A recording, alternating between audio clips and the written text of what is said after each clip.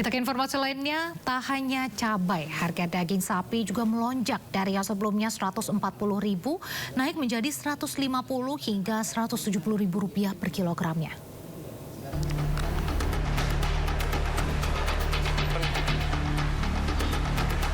Menjelang bulan suci Ramadan, harga daging sapi terus naik. Salah satunya di Pasar Kosambi, Bandung. Harga daging sapi yang semula Rp140.000 naik menjadi Rp150.000 per kilogram. Sementara daging paha sapi tembus hingga Rp170.000 per kilogram dari yang semula Rp150.000. Kenaikan ini sudah terjadi sejak 1 bulan terakhir. Misalnya di sini asalnya 14.5, sekarang jadi 15.5-an, sekitar segitu. Ada yang, tapi emang beda-beda sih. Ada macam-macam, ada yang 14, 15, 17 gitu.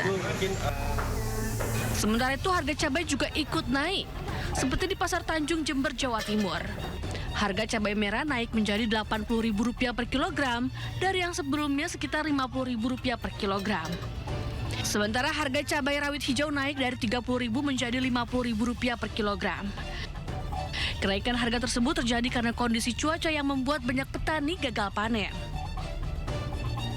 Dari Bandung dan Jember, Ervan David, Bambang Sugiarto, iNews melaporkan.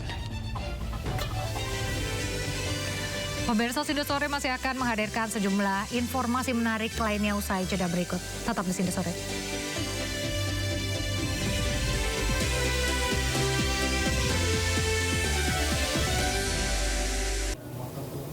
Presiden Prabowo Subianto menginginkan semua atap rumah masyarakat yang terbuat dari seng diganti menjadi genteng.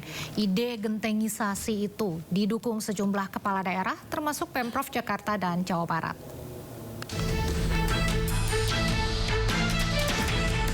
Selama beberapa dekade, jutaan masyarakat mengandalkan seng sebagai penutup atap rumah mereka. Harga yang relatif murah menjadi pilihan terutama bagi masyarakat menengah bawah. Namun kini, Presiden Prabowo Subianto punya keinginan besar. Prabowo ingin mengganti seluruh atap seng rumah masyarakat dengan genteng. Selain tidak indah, bahan seng cepat berkarat dan tidak ramah lingkungan. Program gentengisasi itu akan melibatkan Koperasi Merah Putih. Seng ini panas untuk penghuni. Seng ini juga berkarat. Jadi tidak mungkin Indonesia indah kalau semua genteng dari seng. Saya ingin semua atap Indonesia pakai genteng. Proyeknya adalah proyek gentengisasi seluruh Indonesia. Menteri Keuangan Purbaya Yudi Sadewa memperkirakan anggaran gentengisasi tidak lebih dari Rp1 triliun. Opsinya bisa dialokasikan di dana cadangan APBN 2026 atau realokasi anggaran MBG dan kementerian atau lembaga. Sementara itu, Gubernur DKI Jakarta Pramono Anung menyatakan siap mengikuti arahan Presiden untuk mengganti atap rumah warga Jakarta dengan genteng secara bertahap. Arahan Bapak Presiden 1000% pasti saya jalankan karena saya memang berkeinginan Jakarta akan menjadi lebih rapi, lebih bersih. Tidak hanya Jakarta, Gubernur Jawa Barat Deddy Mulyadi juga akan memasukkan wajib pakai genteng dalam spesifikasi izin mendirikan bangunan. Tim Liputan iNews melaporkan. Terima kasih, masih di Sindo Sore. Pemirsa, kemarin Presiden Prabowo Subianto mengundang perwakilan sejumlah ormas Islam untuk membahas keanggotaan Indonesia dalam Board of Peace atau Dewan Perdamaian. Para ormas Islam pun sepakat mendukung keputusan Indonesia bergabung Board of Peace.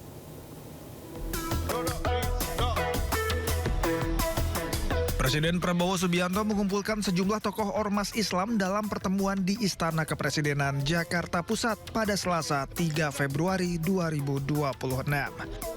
Beberapa di antaranya adalah Ketua Umum MUI Kiai Hajar Anwar Iskandar, Waketum MUI Kholil Nafis, Sekjen MUI Amir Syah Tambunan, Sekjen PBNU Saifullah Yusuf, Ketua Muslimat NU Khofifah Indar Parawansa, dan Ketum Hidayatullah Naspi Arsyad. Sejumlah isu dibahas dalam pertemuan tertutup yang berlangsung selama sekitar 4 jam. Salah satunya terkait partisipasi Indonesia dalam Board of Peace atau Dewan Perdamaian. Usai pertemuan, Ketua Umum PBNU Yahya Kholil menjelaskan bahwa semua yang hadir sepakat Indonesia harus membantu, membela, memperjuangkan Palestina sampai merdeka. Meski demikian, ia mengingatkan agar Indonesia tak terbawa arus yang merugikan Palestina. Kami memahami semua yang dijelaskan oleh Pak Presiden dengan menitipkan pesan agar tidak mudah untuk terbawa arus yang mungkin nantinya justru merugikan Palestina, merugikan rakyat Palestina. Dan Presiden mengatakan bahwa semua akan dilakukan dengan kewaspadaan, dengan prinsip yang sama sekali tidak bisa ditawar untuk menjaga, membela dan membantu rakyat Palestina, khususnya di Gaza. Sebelumnya, Indonesia resmi bergabung dalam Board of Peace yang diinisiasi Presiden Amerika Serikat Donald Trump pada Kamis 22 Januari 2026. Namun, keterlibatan Indonesia di Board of Peace menuai gelombang kritik karena dianggap tidak berpihak pada Palestina. Tim Liputan, iNews melaporkan.